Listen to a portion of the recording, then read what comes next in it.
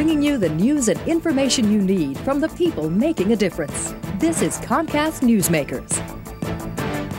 We alone are responsible for our own success and happiness. That's the message readers will find in this hour's Newsmakers book, 1 Week Gig. The author, Lieutenant Colonel Rufus Curry, Jr., and thanks very much for joining us. Thank you for having me. You are an officer with the Southern Command down here. Yes, I am. I'm at the Southern Command under the leadership of Admiral James Stavridis. It's interesting because being a military person, you decided to put together a fictional book that has a message. Yes, I don't know if that that twist of military experience, but yes, I did.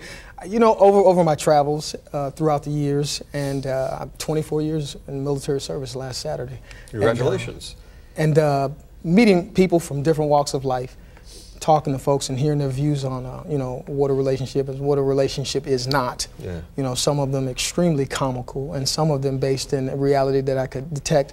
I said, you know, there's a storyline here, and there's an opportunity to, one, generate some dialogue between folks in a relationship, and who knows, help somebody along the way, possibly. Give us a brief synopsis of the story.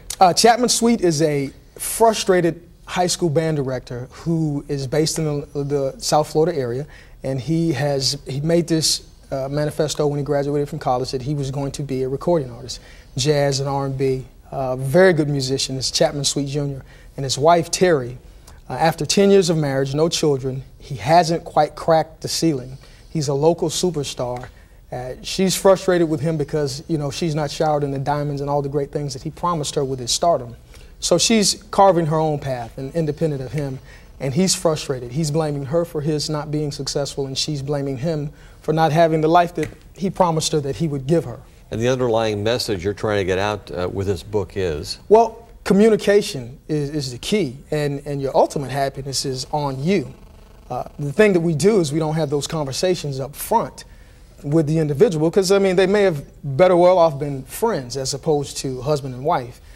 But also then we throw in the mix great friendship. And, you know, great friends are great friends, but they don't necessarily equate good advice. You took a lot of the message of this book from your own personal experience. Personal experience, let me make this disclaimer for my wife, not my personal life, but from personal experiences and conversations I've had, you know, around the horn in my travels, you know, from working and in many areas. I was a teacher as well with the Broward County School Board at Terravilla High School and coach, and I'm a career officer with the United States Army Reserve.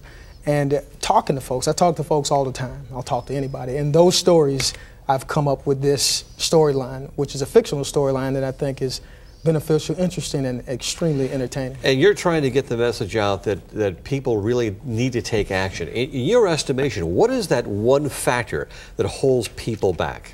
I think it's fear. I think we're afraid. I think that you know, we look at what's on the news, and because we do not, you know, ancient text said, study to show thyself approved. That means that you have an onus to read and to research and find out things for yourself. But a lot of us get our information second, third, and 65th hand, so we're at the mercy of what someone else has told us, like the old game telephone. Mm-hmm. And by the time it gets to you, it's bad business anyway. And the economy is something people are fearful about now. And I suppose we have this 24/7 news machine out there that's telling us on a minute-by-minute basis what's happening with the stock market, what's happening with interest rates, right? And you can never get away from it. Well, no, you can't, because I mean, you start out from a disadvantage anyway, because you really don't know what's going on. You just know what's told to you.